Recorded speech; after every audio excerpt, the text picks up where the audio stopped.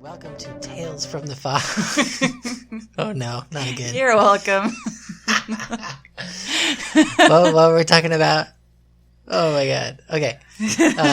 So this is Tales from the Fog, and I'm Casey, and Veronica's the one laughing maniacally in the background because she just made me bust up laughing. I kind of did it on purpose. A little, but mostly, yeah. So, what fun things in Halloween Town have we been up to lately? Let's talk about Queen Mary's Dark Harbor. So, I had never been to Queen Mary's Dark Harbor before, and I was pleasantly surprised by everything that they offered. The end. Podcast over. Have a great day. Yay! Done. Okay, for realsies, though.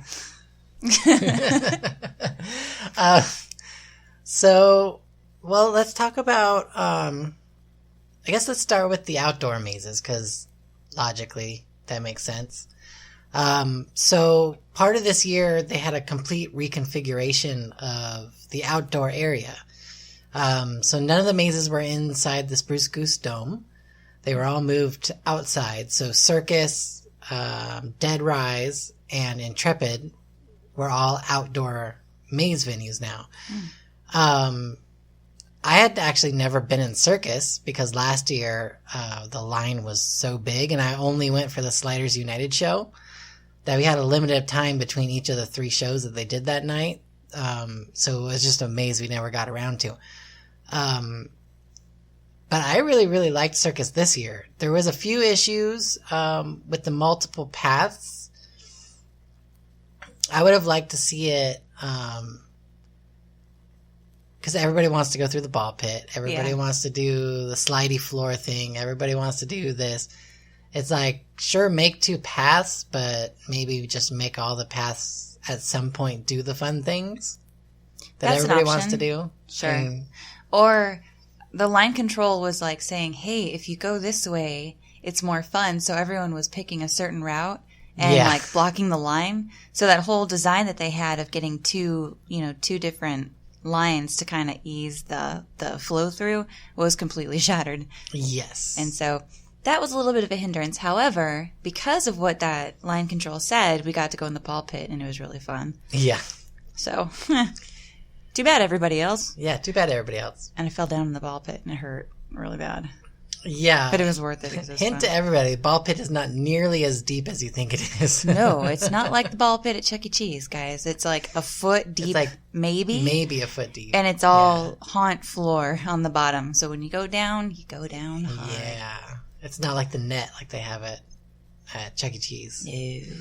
So yeah. But it was really pretty. I liked the characters in there. I liked the different gags that they had. And I liked we saw most of the maze up to a certain point where it split off again. And so I don't know what happened on the other side because our friend Vince went a different direction than us, and he came out way after us. He did? Yeah. And he was ahead of us in the line because we went back to go through the ball pit and he didn't. And so he was ahead of us and went through the maze, and we got out before him. I didn't realize that. I thought that he was with us when we were exiting. No, and we were waiting for him. The captain ended up... Is that the one that the captain was in? Or is that I'm thinking of a different one. Yeah.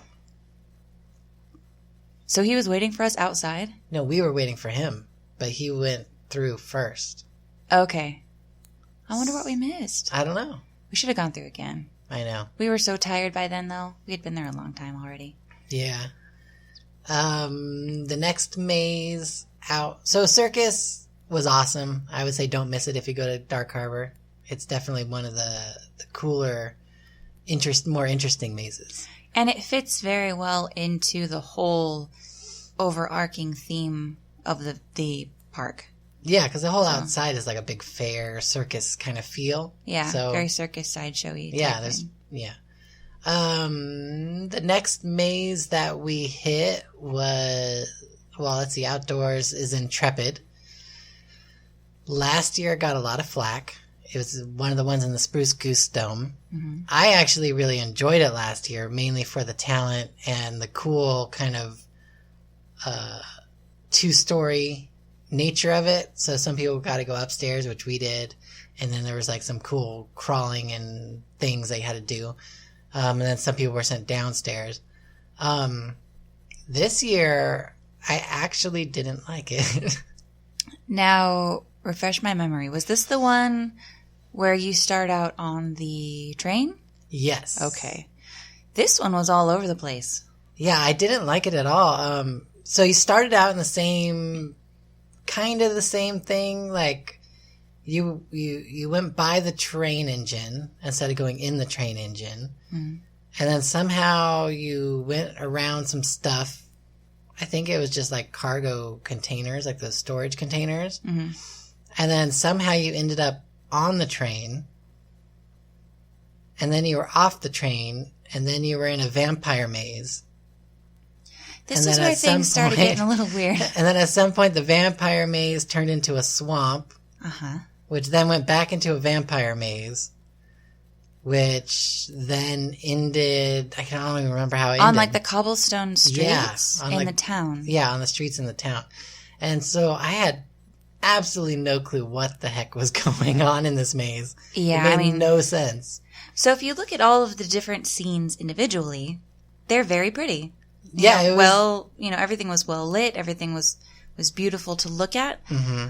But going from one thing to the next thing, you had to fill in a lot of blanks on your own. So that may have been by design. We don't know. Maybe. But it was a little hard to keep up with, to know why. I mean, I can't imagine taking a train from someplace to a place that happens to look like it's out of Dracula. Okay, fine. Yeah, does that place also have a swamp in its backyard?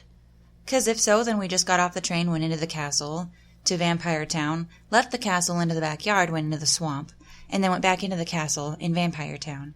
But then somehow we ended up in the cobblestone streets, which may also be part of Vampire Town? I don't know. I think that one was a little lost on us. I think there was a layer of storytelling that got very lost in this maze. Maybe. And that could have been due to anything. It could have been characters that were supposed to be there but may have been on break. We don't know what happened. Or it could be one of those things where it was a last-minute salvage, changing locations, having to rebuild something with pieces from different things. Well, the first thing that I thought, and this may actually be the case, was there used to be a vampire maze in the village there, back when it was shipwrecked. And so as soon as we went into the building and I saw the vampire sets, which I hadn't seen in years now, I instantly was like, oh, it's the old vampire maze. And so I wonder if those mazes have been up in those buildings, because no one ever uses those buildings ever. So I wonder if they were just sitting there unused and they're like, hey, let's just make it part of the maze. Sure. But I don't know. Yeah. I can't remember that far back to realize if it was the actual real sets from Shipwrecked or if it was just they made new sets. I don't know. I mean, and if, we're coming off as completely naive and missing something very obvious, then we're sorry. We only went through it once and we only know what we saw. But that one just missed the mark. Or we missed the mark. We're not really sure. So, not the best venue at the park. Yeah. For sure, from our end anyway.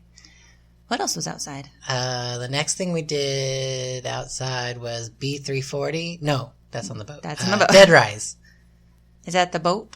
Yeah, the Dead Rise one with all the sailors. That one was great. I love that maze, and I loved it last year. It's like there's fire and water effects, and the monsters are so cheeky. The monsters are amazing in that maze. Like, they are so good and having so much fun doing what they do in that maze, and it really comes across. And, it's another definitely don't miss maze.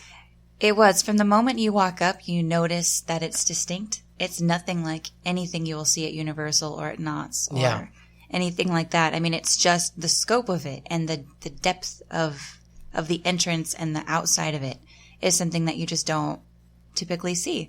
And then you get inside and you see lots of different layers, lots of interesting ways of guiding the guests through their paths, and then the interesting obstacles that they throw at the guests in their paths. It was just really interesting. And while, again, we could have caught them while They were shifting through breaks and lunches. That happens. It wasn't the most talent-heavy maze, but I didn't think it needed to be. I think that it was just great on its own, trying to navigate your way through and not fall down because the ground is wet, and, trying to avoid being the one that the monster makes eye contact with, and then you end up getting squirted with water. It was just a fun, quick little game to play. Yeah, it was fun. I enjoyed it very much. And I like the kind of, it's a very artistically designed maze. Like, it's not like, hey, there's a giant boat and you're going on it. But there's like, it's like rusty and like modern, but not modern. Like, I don't know how to describe it. But not and there's steampunky. Like, it's not steampunky, but it's like rusted metal. And there's like, it's like the boat has like come apart. So you're seeing that superstructure on the inside a lot of the times. Yes. And I don't know, it's just a really cool artistic choice for that maze. I agree. And I also like that the way that they built the paths, or the borders for the paths, made it so that the monsters can utilize the set as they were crawling on bits and pieces and crawling up walls and like around bits and things. Very innovative, I thought. Yeah, I think really cool. Now, is this the one where we saw the captain? Yes. And it made more sense because it was a boat? Yeah. This is the one where the captain, when we saw him, he was at the exit and he was like following us out.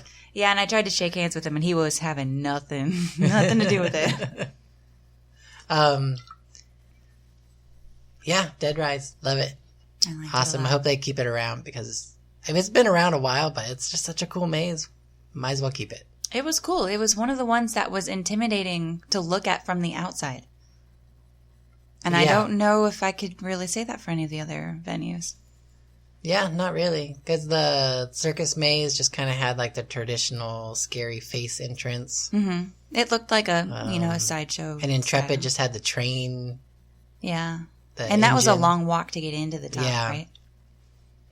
And what else was outside? That was it. The rest of them were on the boat? Yeah, the rest of them were on the boat. Let's see. We have Soulmate, which I was kind of meh on. Soulmate was tough. That was one where I was looking really hard to find a little bit more, and kind of like with Intrepid, I just never got quite past those dresses are really pretty. Or that was the one where you walk through and you walk by the propeller that's lit. Yeah, the propeller was awesome. I mean, I hate to say it, I think that may have been the highlight of the maze, which is unfortunate because I feel like that could have been, I mean, maybe this is a hard story to tell in haunt form, but with the love story and, the femme fatale and this, I feel like it could have been something really, really beautiful. And again, maybe I just missed it. I was too busy looking at this and that or whatever, but I didn't feel like it was as deep as other mazes were. Yeah, well, this is a maze that relies heavily on the talent to tell a story. Mm-hmm. Last year, it was much better, but that was because the talent really played up to the story of the maze, and all those graceful gales really did a good job of kind of conveying the creepy, aspect of what the maze is all about. This year, they were very standoffish. And I don't know if it was because we went on media night, which is the very first night. There was maybe two graceful gales in there that were really good. And I think maybe they're probably returning talent because they had a really good understanding of what they were doing and how to work the rooms that they were in. The other ones were really standoffish and I just kind of didn't get the full vibe of what the maze is supposed to be about. Sure. Yeah, that makes sense. I mean, they take some time to kind of absorb the character and get comfortable and be comfortable in saying what you're going to say because it is awkward. Yeah. And you have to actually talk to the guests. Yeah. Instead of just scare them and run away. Getting used to that. Sure. But there were a couple that do stand out as, oh, that was kind of creepy. Like there was the one, it was one of the first, if not one of the first ones that really went after me. and that was like pretty good. And then there was the other one that was like, God, what was she saying? She's like, have you seen my Don? Have you seen like my boyfriend or whatever? Mm-hmm. And then she like, it was a very kind of like worried voice, and then she flipped to something much more menacing. It was like, you could replace him or something like that. And it's you like, could be my Donnie or something. something. Yeah, something like that. And it was like, that was really, really good. Yeah, it kind of caught me off guard. I was like, excuse me. No, he cannot. But I thought that was neat that it actually did trigger an emotional response. Yeah. Which it should. Yeah, and that's how all of them were last year. They all had these things that they would play off of. And I think they did a good job of going after men and women, because obviously, like, you know, women can be catty and come up with like things. So sometimes, like, if they weren't kind of going after the men in kind of like you want to be my boyfriend, whatever kind of a thing, they were kind of like, if they saw women with a guy, they would kind of try to put them down to make themselves look better to the guy. So it was kind of like, I'm glad I didn't see any of that. It was kind of like a fun way that they would play with the guests in like trying to steal the boyfriend. They weren't necessarily directly trying to steal the boyfriend, but they were like, hey, I'm better than this person you're with. Girls play games. You know, so yeah, it wasn't as much of that this year, at least on the first night. But hopefully they've all worked into their roles, because the maze has one of the best, I think, layouts on the boat. Yeah. There's not a lot of the up and down the stairs stuff. Oh, there are many stairs. So you're much more immersed in the story because you have less going around the boat to get to the next scene kind of a thing. I can see that. Yeah. But yeah, hopefully they've worked into it. Wasn't the best on the boat, but I think all the ones on the boat are cool in their own way, just because you get to see these cool areas that you'll never see during the day. Yeah, and they just have a built-in creepiness. Yeah. Like you can't build that in 2 months. No. That takes years. Let's see. The next one is Lullaby. Let's talk about Lullaby. Another female heavy talent maze, which hats off to them. Like, usually the ratio of men to women in a haunted attraction of any caliber, like Knott's down to like a home haunt, way more men usually do that kind of a thing than women. I mean, I think at Knott's it's kind of starting to balance out because it's a little higher profile, but I think still in a lot of the smaller haunts you see way more men than women. So how they can fill 2 whole mazes with mostly women is pretty awesome. Maybe because there probably weren't many women in like Intrepid or the boat. What was the boat one? The boat one. The rusted boat. Oh, Dead Rise. Yeah. Yeah. I did not recognize many actors as being female. No. In this. So maybe that, they did put them all over there. But you're right. It's not that, I was trying to think, like, do I think that? But I think I kind of do, especially in the home haunt thing. I think I do see a lot more males participating as monsters than females.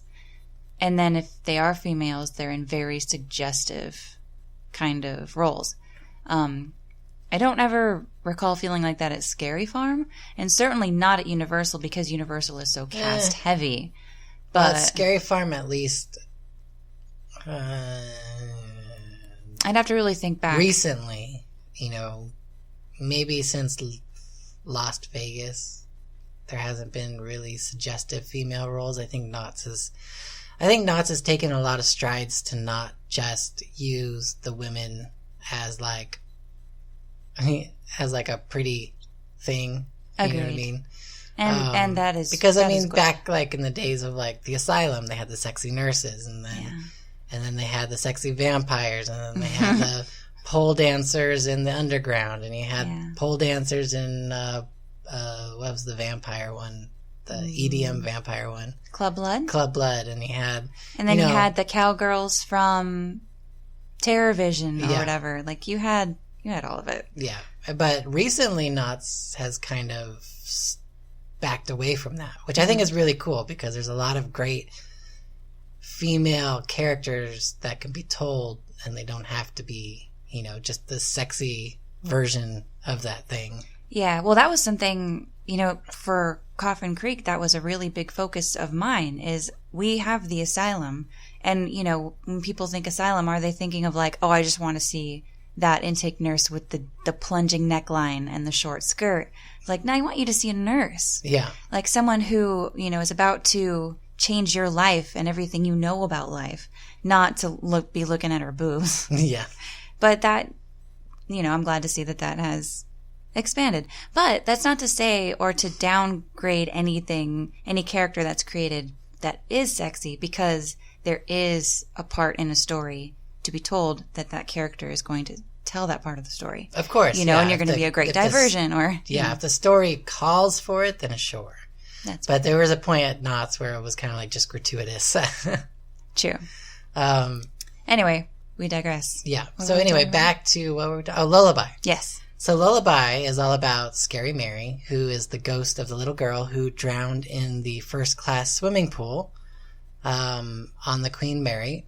And I think it wins for maybe the most creep out factor. Yeah. In a maze. Like it's just a really creepy maze. It is. I mean, for one, you're starting out with a dead little girl, which is very upsetting, on any day. And then you've got her toys and her world and, the life that she was living up till the point when she drowned. And then, the stuff that happens around that. And then at one point you actually do walk by the pool. Well. And, I had a little issue with that because I was kind of bummed because last year you actually walked by the pool. This year it was walled off with like a little plexiglass window, which really took away from the wow factor and the creepy factor from that room, because coming up to it with just like a little standard like pool fence blocking you off and having the whole pool filled with fog and like they have the effect that they used during the regular Ghosts and Legends tour of the little girl's feet print that glow on the cement around the pool. They have that going, so it's all in fog and you see the little feet print running around and it's creepy as hell. And to have it blocked off with just this tiny little window where you actually have to stop, it's small enough where you can't, if you walk by, you're like, oh, is that the pool? And you have to turn around and walk up to the window and be like, oh yeah, that is the pool. It kind of wasn't as cool, but that's because you had seen it in a much better presentation. Yeah. I hadn't, and all I got was, I was, walking through, and then I glance over, and I see the pool, and my heart stopped. All I needed to tell that entire story was that little porthole view of the pool. I didn't need fog, I didn't need footy prints, I didn't need any of that. It told everything in that one little peephole. And it was enough. Like, it creeped me out so hard. But now just imagine how creepier it would be if you were right there. But what if that oversold it? What if that put too much highlight on that part of the story? I mean, just the peak. Not only did it leave me wanting more, like I wanted to keep looking back and keep looking for it, but it was like, it was just enough to be like, ugh. So, I mean, I don't know, but it was plenty for me. But I'm sure that I would feel similarly if I were you, and I did see it in a different light, and just told in a bigger way. So yeah, definitely one of the better mazes on the boat, I think. I thought the actors were great. Yeah, they were selling it. They were having fun. The little girls were doing a really good job of their character and everything like that. So creepy and adorable. Yeah. And one of the best rooms that I had seen at the entire haunt was the very last room in that maze. I think you're walking through an attic or something. Oh, is that the one where the stairs were like coming down? I think so. I don't remember about the stairs, but I remember there just being just piles of junk. Probably guests on the boat, just junk. But for some reason it was just beautiful. Yeah. Just the way that everything was lit and arranged, and the wear and the age showing on the props that were there. Uh-huh. And like knowing that we had a friend who was in that maze, and then there was actually like a flow tool. It was a little hula hoop hiding in there, which, I mean, probably coincidence, but to me, it made me think of her. And, you know, being a flow artist and seeing the flow tool in there made me go, oh, but it probably is nothing and me making up stories. But I just, for some reason, that room was just gorgeous. And like, I just turned to look behind me and I saw the expanse of it, and I just was staring at it. I just really liked being in there. Cool. That stands out to me as being one of the coolest rooms to be in at a haunt. The next maze that we'll talk about was the brand new maze for this year was Feast. Oh, Feast. Feast was a lot of fun. It starts out with, you go in like 1 or 2 rooms. It's really short, 1 or 2 rooms, and then you end up in a bar. Mm-hmm. And there was a guy there, and we're like, is this a real bar? And he's like, yeah. And so you can actually, like, in the middle, well, not middle, but inside a maze, grab a drink, which is cool. They were doing, like, Jello shots, and I can't remember what else was available. May have been a beer or a special cocktail or something. But, yeah, it was a full-on bar. Like, the screen wasn't made to look like it's from any sort of period. It was a modern POS screen. Yeah. So... right on. Yeah. Guys right just sitting there looking cool, cleaning a glass, like, hey. It's like, oh. Yeah. Hey. And then after you go through the bar, you go into the rest of the maze. And that maze did not disappoint. Yeah, it was actually really cool. I didn't have huge expectations for it because Dark Harbor first year mazes tend to be a little lackluster, and then they kind of bring them up over the years. So they kind of add more layers as they get feedback and stuff. And the talent in there was amazing. They were. Like, really good talent. The whole idea is like of like the cannibal chef who's like killing passengers and like feeding them to the crew or whatever, or feeding them to the rest of the passengers. Was really cool. And so it's kind of like, I don't know, like Slaughterhouse at Knott's, but like kind of a better concept, I think, because you're trapped on a boat. Mm-hmm. So it's like, all right, well, let's kill off all the poor people. Everyone on the Fiesta deck. First, yeah. But it's kind of like the classy version of Slaughterhouse. Yeah, because everybody is like, you know, in tuxes, all the waiters and stuff, and so it was very, very classy. Yeah. And there was a few pretty good standout rooms. Like, you went through the galley pretty much. There was a lot of going through like kitchen prep spaces and all this stuff. And then at one point, you're forced to crawl. And as you're crawling, you come out and you're in like a toaster oven or like a broiler of some kind, which is kind of cool. It seemed like you were in like an oven, like a broiler type thing. And it was really neat to feel, like, to suddenly feel so small and to be inside that space.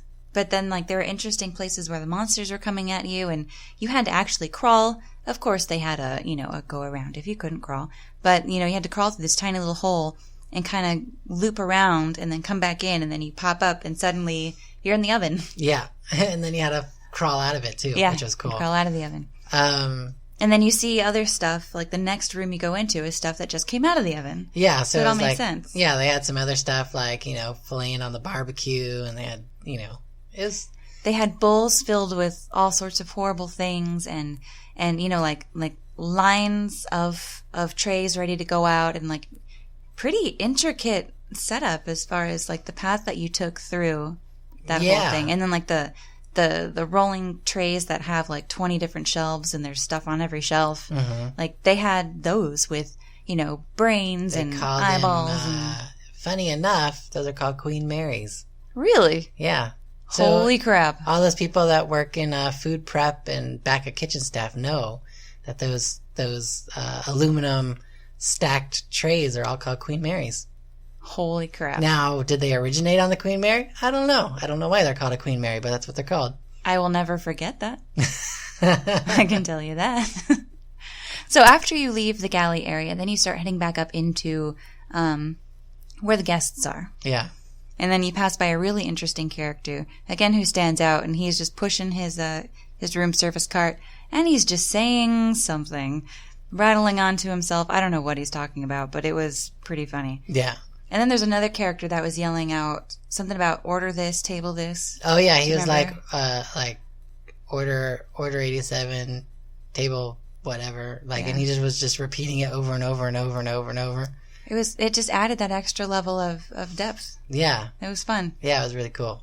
It was also refreshing to have a monster there who wasn't only interested in scaring. He was just further, pushing the story along. Yeah. He had that thing going. And I'm sure he's good for a startle scare, but he didn't need to. Mm-hmm. He was just, playing his role. And it was enough of a distraction where we didn't get a scare, but you wanted to kind of keep your eye on him and try to figure out, what's he going to do? What is this guy going to do? Why is he, just repeating these weird phrases? And so your attention was really drawn to him. Mm-hmm. And so another monster could have easily gotten a good scare out of that, but... And I'm pretty sure that they did. Yeah. There were lots of opportunities for noise making when you're in a kitchen. Oh, yeah. All those metal pots and pans and tables and... sinks and all sorts of stuff. So that pretty much sums up Feast. I think Feast wins for most stairs, though. I will say we were up and down and across stairs in that maze like nobody's business. Yeah. But that's the trade-off of having cool mazes on a boat. You got to get around the normal guest areas, so they do that by moving you up and down levels to get you around where day guests are or hotel guests are staying. I really enjoyed that opportunity, though, to see parts that you don't normally get to see. What maze was it that you go across the catwalk? Well, that's the one we're going to talk about next, which was my personal favorite maze of the entire night, I think, and it was my favorite maze last year, which was B340. Yay! And that maze is just amazing. I feel like maybe it was a little understaffed this year. Possibly. I don't know if that was opening night thing or what. But overall, still absolutely amazing. And it's just this maze really uses the creepiness of the boat to its full potential. Agreed. The lighting in it, I'm not sure about that weird rockwork area, exactly what that's supposed to be. It's cool, but I don't know how it really fits in, like the pool noodle area. Oh, that's right. It could be something pertaining to the story, the myth of the myth. Room. Sure. Something that we just don't know on the surface. But the pool noodle room. Other than that, absolutely amazing. And it has my favorite room of the entire haunt, which Veronica was just talking about. So you're going through this maze, and you're going through it, and it's really, really cool. And then you come out of a curtain, and you're like 3 or 4 stories above the boiler room on the Queen Mary. So you're ridiculously high up on this little catwalk, and you're walking across the catwalk, and it's already scary because you can see all the way down to the old boiler room. And then, of course, the bridge drops, and it's freaking scary.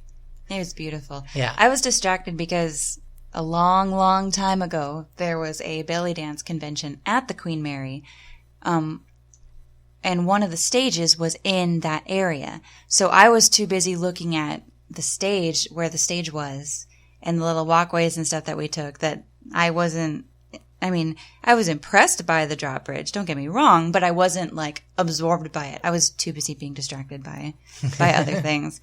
But that doesn't mean that I don't appreciate it, because it was really cool. I think it's the best use of a drop bridge thing ever, because it's the perfect height to where you're walking on it, and just from your peripheral, you can get kind of a little bit of a vertigo effect. Yeah. And I don't have any kind of scare.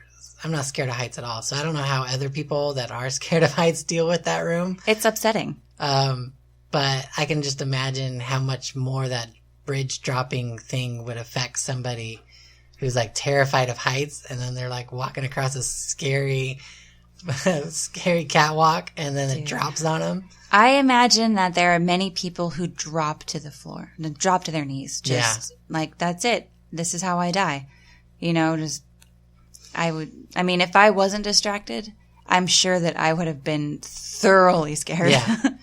And it's great to see him use that room again, because I don't think they originally used that when Dark Harbor first opened, but a long time ago when it was shipwrecked, they used that same gag, but they didn't have a dropping bridge. They had a clear plexiglass floor that you would walk on. Oh, no. That's worse. Yeah. So as you were walking, you'd feel like the plexiglass kind of like sink a little bit. Oh, no, thank you. And you could see all the way down to the bottom through the floor. And they had, that's where K-Rock had their dance party floor.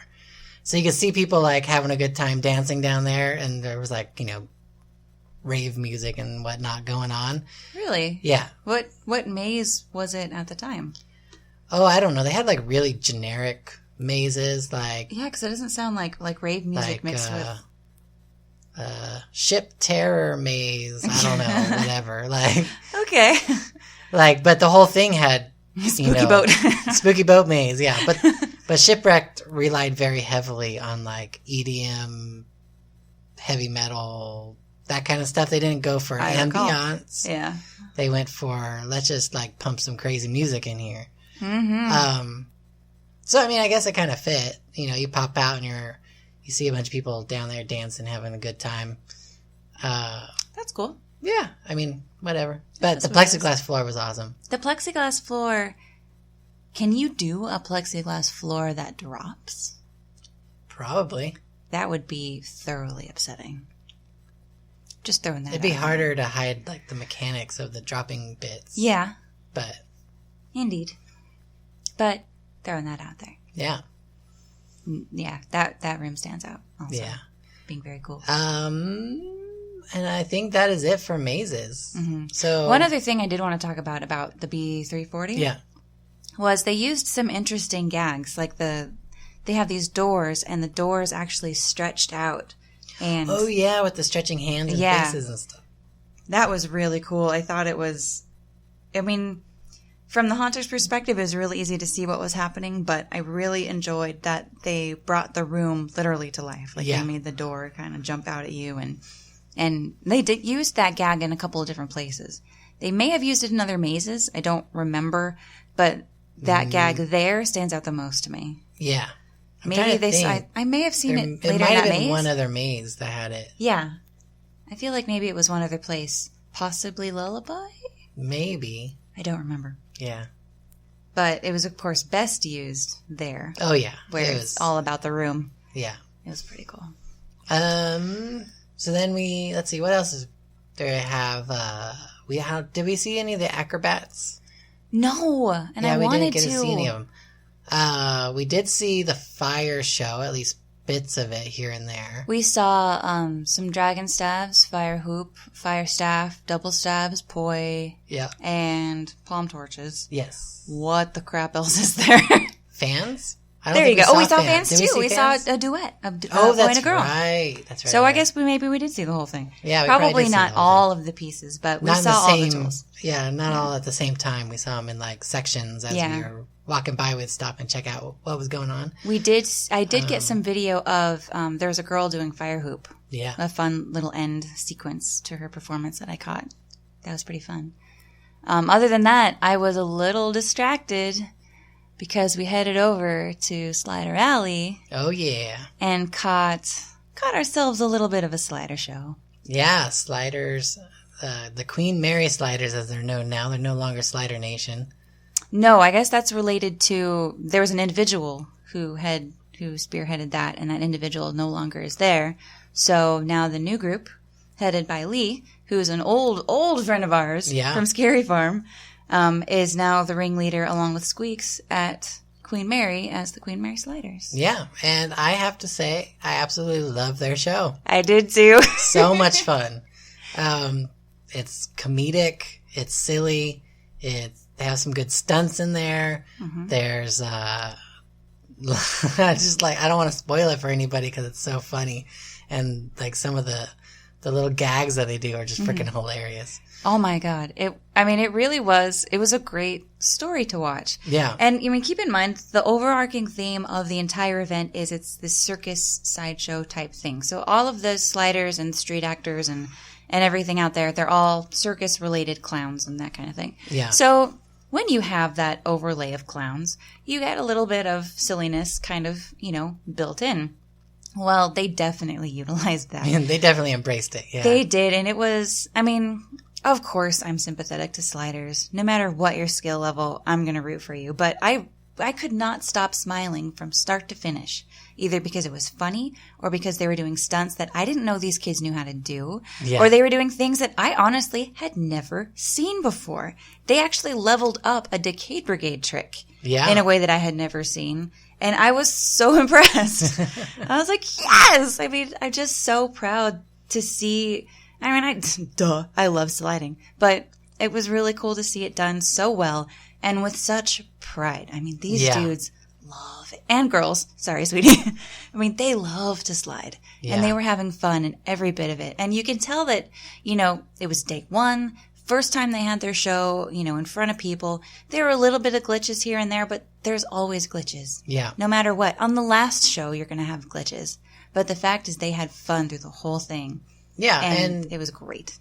There were a few bits that as I was watching, because as a person that thinks about show producing and show writing and that kind of a thing, I was like, I'm like processing it with a different brain. So I'm kind of like, oh, that thing's going a little long. And this is like a little, I would tweak this or I would do that. Mm-hmm. So that was during the first show. And then during the second show, pretty much every single thing that I had an issue with, they were already tweaking. So they saw what was going too long. They saw what needed to be tweaked, and they were already working on it. Mm-hmm. So I don't know what it's going to be like week 2, week 3, week 4, but they're on the right track, and they're picking up on the things that didn't work and fixing them and all that kind of stuff, which is awesome. And it's going to get better and better. Yeah. So from the production standpoint, you may be wondering, how the crap can you change the length of a segment?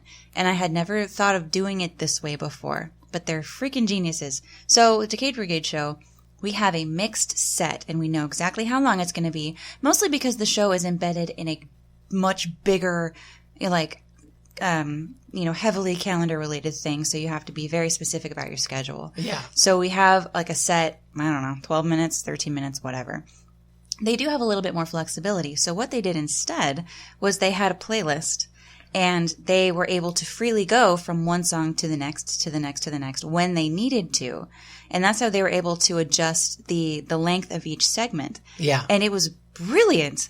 I love that idea because, when you see, because sometimes stunts do take less time or more time, unless you can practice every friggin' day or, twice a week like Decade was. It's hard to get that timing down. So this granted them a ton of flexibility. And then they're able to perfect that, even from show 1 to show 2.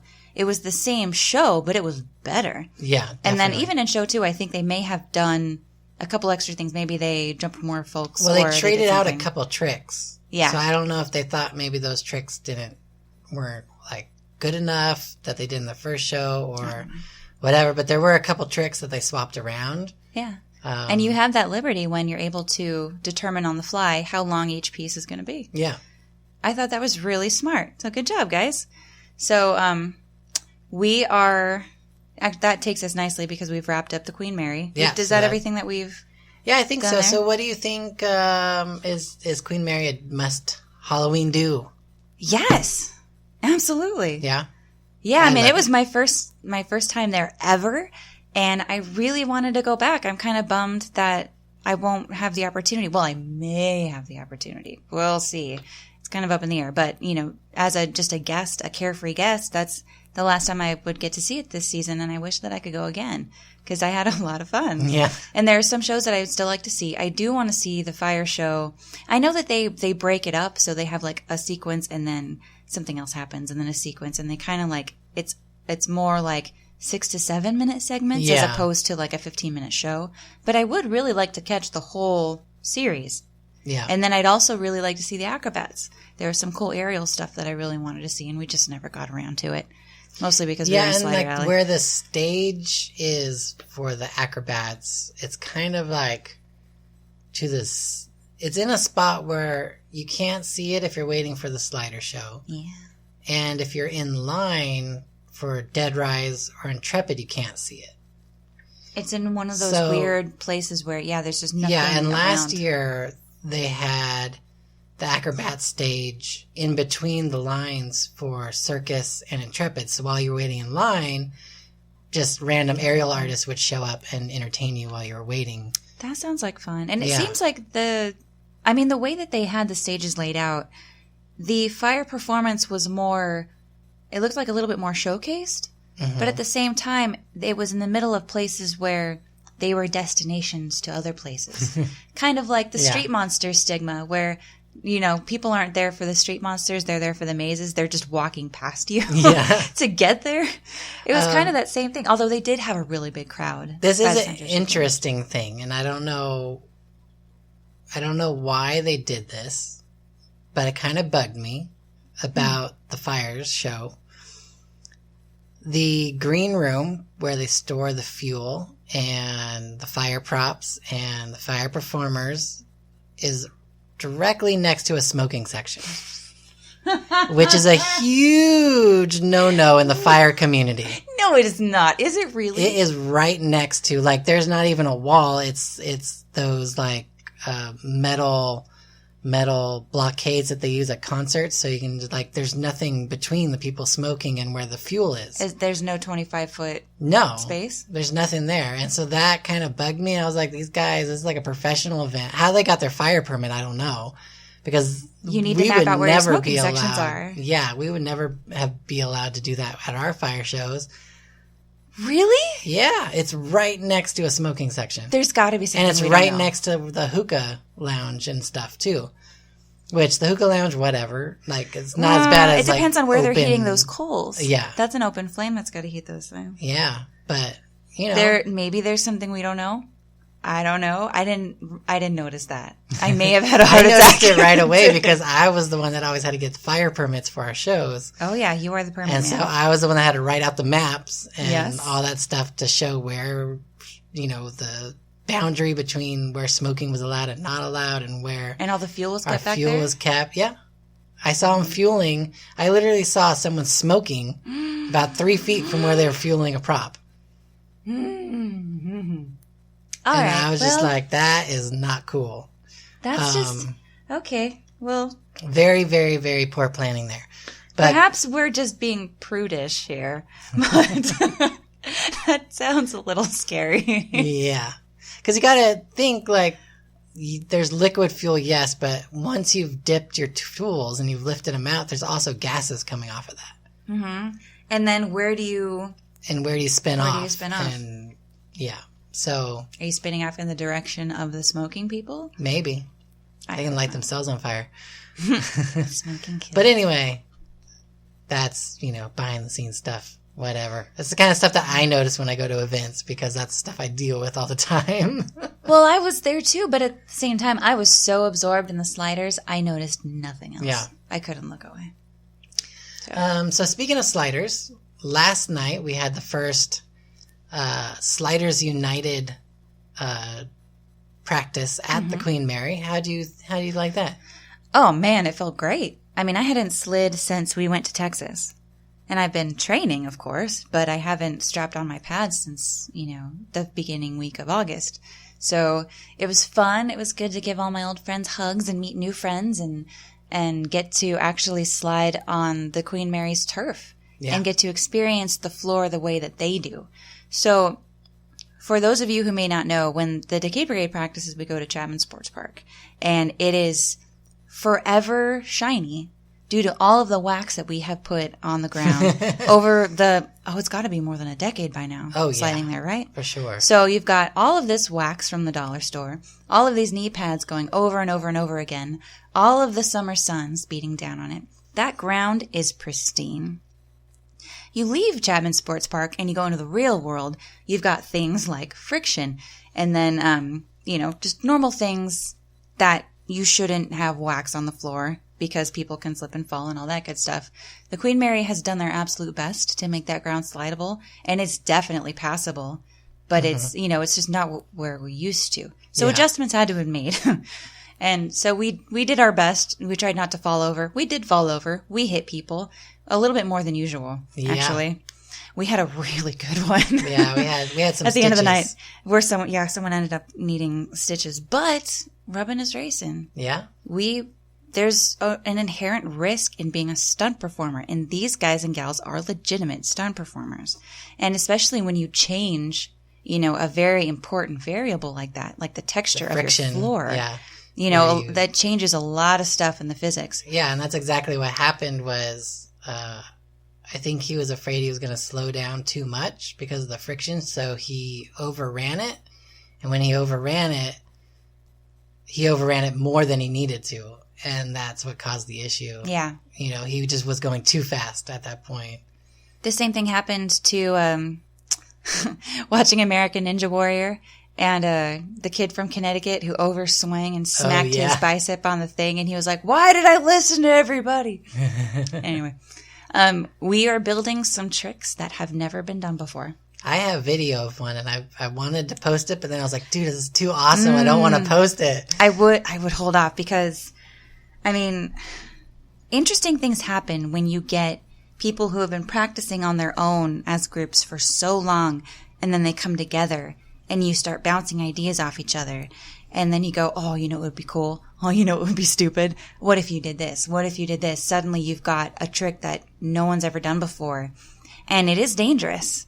We're the stunt performer part, we're legitimate stunt performers doing things that should usually take, an amount of training.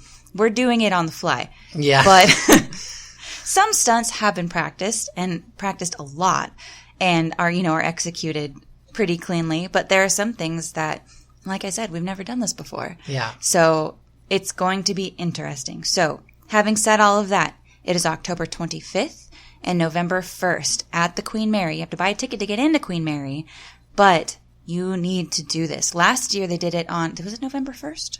No, it was I can't remember. It was a Wednesday, and I couldn't go. Sold out. So if you are planning out on going on October 25th or November 1st, and you want to do something other than seeing the slider shows, get a front of the line pass. Yeah. Because last year I didn't get one, and I did maybe 4 mazes. Yeah. And half of also, them, you're not going to be breaking the bank by doing that front of the line pass. It was what, no, it's not $63? Yeah, it's like $60-something for the front of the line pass, and you're looking at 7 mazes, 3 shows.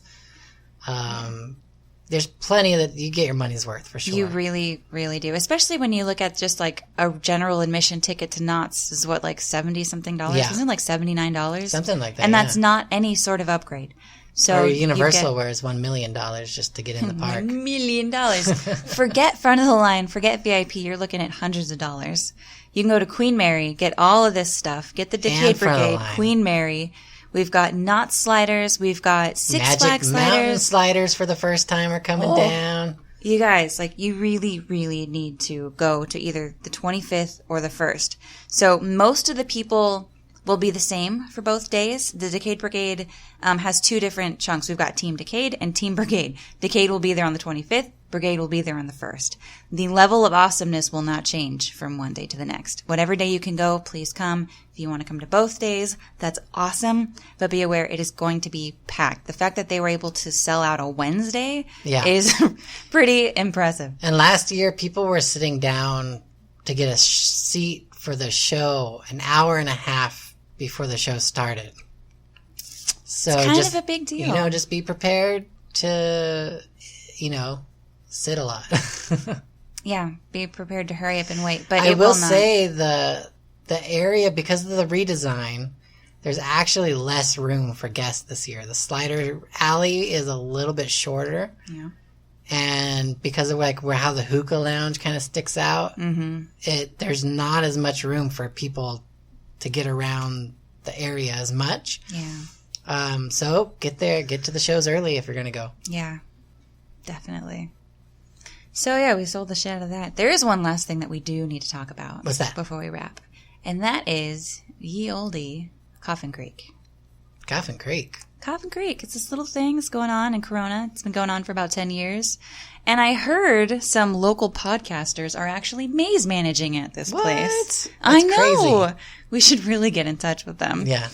So from what I hear from bloggers and haunt enthusiasts and the like, is that this year it is one of the best, if not the best years that Coffin Creek has ever had. All thanks to Veronica. That's not true. Mostly Casey and his awesome trail. So Albert is a friend of ours, and he's a blogger and an amazing photographer. He wrote up a really cool thing on West Coaster. Yeah, westcoaster.net. Go check it out. So he wrote a really cool review about Coffin Creek. And so Coffin Creek is a really interesting organism in the fact that we've got two different organizations within the umbrella of Coffin Creek. We've got the Asylum, the Inquisition, and the Prado Trail being headed by one organization. And then we've got the Dark Market. We've got the Hayride, and what is the venue? Dark Realm being managed by another venue, and they're LARPers by day. I guess they do it at night as well, but that's what they do. Is they, being LARPers, they're very big on storytelling, costume, that kind of thing, full immersion. So you've got two very different approaches to haunting, but the three we'll call it the bottom of the hill, have a lot more experience. And it shows. And the guys at the top are just figuring stuff out. That doesn't make it any less visually stunning. Everyone's got room to grow. Even we do. Oh, yeah, so for sure. There are some negative reviews out there of people who only visited one venue out of the 5. Don't listen to that one review. Come see it for yourself and judge for yourself. If you still think it blows, good on you. That's your opinion. But some of the reviews that we've had of the Inquisition, the Trail, and the Asylum have been surprisingly positive. Yeah. I was like, are you sure? Knowing where we started out a couple months ago, who would have where guessed? we were at the point where we didn't even know if we'd be able to pull it off and actually open these attractions. Yeah. And getting the reviews that we've gotten, I'm absolutely more than happy with what we've gotten so far. I can't believe it. I mean, we didn't have keys to get into one of our locations until the week before we opened. Yeah. And we were able to, some people just came out of the woodwork and really put time into this thing. Yeah. Blood, sweat, and tears, quite literally, went into getting these venues ready. And the venue, it's stuff. For you, it's the woods and a boar and some spiders. Yeah. But it's nothing until you get the actors in there. Exactly. And the Asylum, it's a bunch of wood arranged in these bizarre hexagonal angle things. And it's nothing until you get the actors in there. And as soon as you do, the place comes to life. Yeah, it's amazing what happens once you get the actors in there and once they know what the story is and how to bring that story to life, and then all of a sudden it's a living, breathing thing, and it's just wow, it's amazing. And it's grown beyond even what you put on paper of what you hoped the thing would be. Yeah. The trail especially, because it kind of started from zero. There wasn't a whole lot. The story is brand new. The path itself is brand new. The actual things that you walk through are all brand new. And the talent that's in there has essentially free reign within the guidelines of their part of the story. Yeah. To tell that story in whatever way they want. And they do. They sell it. Yeah. I think I've gone through twice, maybe 3 times with everything all set and ready to go, guest ready. And every time I go through, it's better than the last. Yeah. There's something different every time. Well, that was one of the things that I did with my talent is on the trail, I decided because of the way that it's put together, it fits much better with something more like a street zone as opposed to a maze. I couldn't put somebody in one spot and say, this is your spot, this is what your story is, this is how you're going to do it. It was much better to kind of do zones. So I basically have groups of people that are in zones, and I'm like, all right, you have from this spot to this spot on the trail. That's your zone. Don't leave dead spots. don't all congregate in one spot, but this is your zone. Mm-hmm. Figure out what you want to do with it. And that's pretty much what I gave them. And then I went to the next people. All right, you're going to go from this spot to this spot. You're going to go from this spot to this spot. And then I just didn't tell them what to do. And then myself and the other people are helping me train the talent. We walked through just to see what they would do with no direction. Let's just see what they did. Mm-hmm. And a lot of them had a pretty good idea on what to do, which is interesting because it's not like a normal maze where you have walls and doors to pop out of and drop panels and stuff. Mm-hmm. You're in the open, you're exposed, you're in the woods, but I mean, it's a vast open space, right? Yeah. So it's very different from scaring inside a maze. So once we kind of saw what they were doing, we started to build on some other ideas. And we're like, okay, let's try this. Let's try that. It's exactly like a decayed brigade practice, really. Yeah. And so we just started like messing around with ideas, and we would just walk through over and over and over through different sections until we're like, okay, this is awesome, this is awesome, this is awesome, and this is awesome. Don't do that thing. And then, and they took all that stuff to heart, and they have just been killing it out there. They have been killing it. And not only that, they've been manning multiple spots. Oh, yeah. Within their designated zones. Yep. So like they're hitting, they're moving, they're hitting again, and then they're, resetting and going back to that first spot. Because the great thing about the trail is we have a lot of kind of secret paths mm-hmm. that the talent have access to. And so they're able to kind of redeploy themselves into various areas pretty quickly. And you can get ahead of the group. We have a good gap between the groups. So they can hit them, 2 or 3 times and then get back into position before the next group comes. Mm-hmm. And, I'm proud of them. They're doing awesome. You should be very proud. They're working their butts up out there. And it makes the cast seem so much more robust than it may be. Mm-hmm. Because you've got scares from all these different places, and you've got the forest literally coming alive around you. Yeah. And you've got different options that you can take. You've got this puny little flashlight that really does nothing. Which, if you went on weekend 1... doesn't seem like too much of a challenge. Wait until that moon goes away, and you've got a new moon in 2 weeks. Yeah, because we had a full moon pretty much all opening weekend, so it was pretty bright out there. I'm ready to see it get darker and darker. Oh my goodness gracious! It's going to be pitch black out there, with just a little hint of pink or a little hint of red, depending on what flashlight you have. No cell phones allowed. No flashlights allowed. It's you and the trail, and that's it. I mean, what's not to like? It's pretty fantastic. And then you've got the Inquisition, which has been there since the beginning, right? From the 10-year mark? No. When did Chambers roll in? A couple years later after they opened. Because Chambers was originally at Castle Park. That's where it opened. And it was at Castle Park for 2 or 3 years, I want to say, before it moved over to Coffin Creek. And Coffin Creek was already open when Chambers opened. I remember now. So Chambers may have been at Coffin Creek for 4 years? No, longer than 5 years? No, because it was there when I went when Xander was an infant. And he's going to be 8. Chambers was there. So it's got to be at least 7. All right, 7. Okay, we'll say 7. We may be wrong. Who cares? We really researched for this podcast. Told you that story to tell you this story. That structure has been there for a long time. And it's seen some stuff. It's seen some weather. It's seen some vandals. It's seen many, many spiders. More than you can ever count. However, that thing came together into one of the most terrifying walkthroughs you will ever go through. It really did. Just the opening room is amazing. It's perfect. It's beautiful. And when you've got, like, we had a couple issues on Saturday because a couple of our actors weren't there. So we were a little short-staffed. So it wasn't the same intro that you would have gotten on, say, Friday. Yeah. But it was still fantastic. A lot of gags that you don't see. You just don't see them coming. Mm-hmm. And then they're there. There are a lot of spots that, due to time and natural weathering of the structure itself, you're not able to use anymore. And that happens.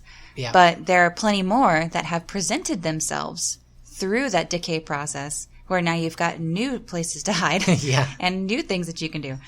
And it really, really came together. I mean, and that's not by accident. That one especially was one where when we first came on the property, I was like, I think we just need to demolish this and start from scratch.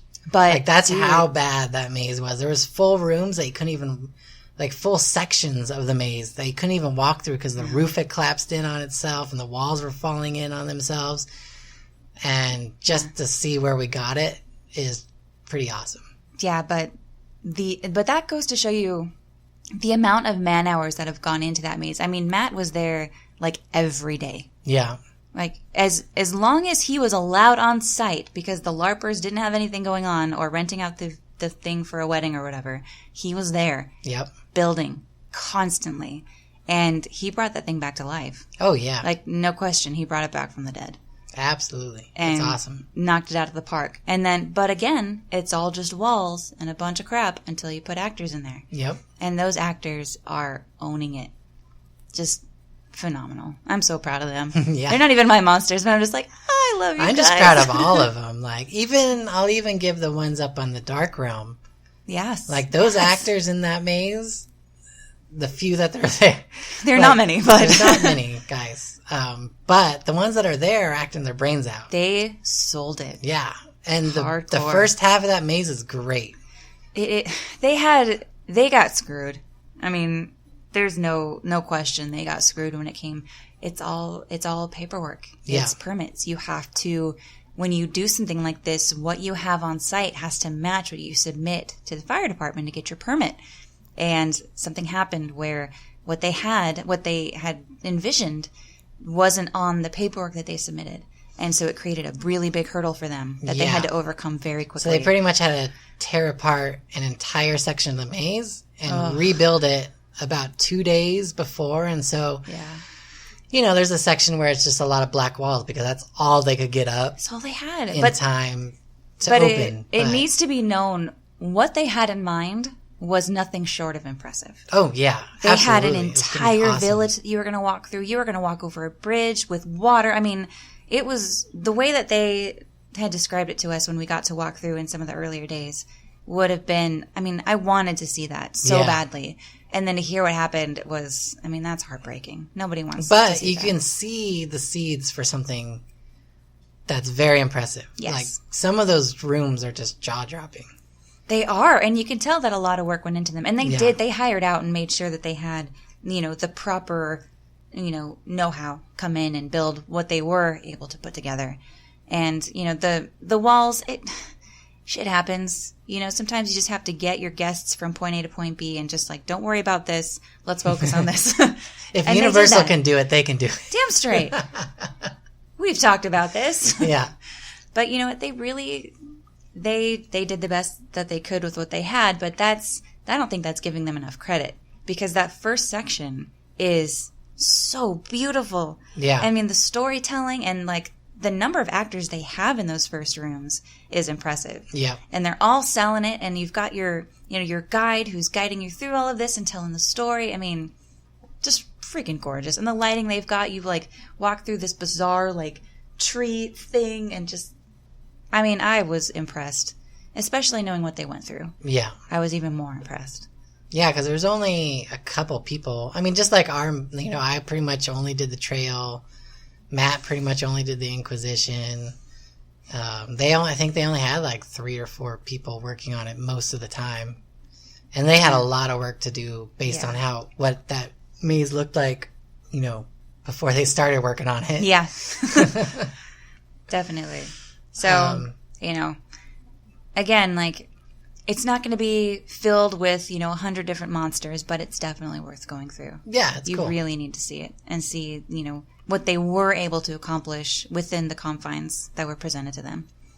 But the 5th venue, we didn't get to see. Like, I was running a maze at the time, so I snuck away to see what I did see. I did the same thing.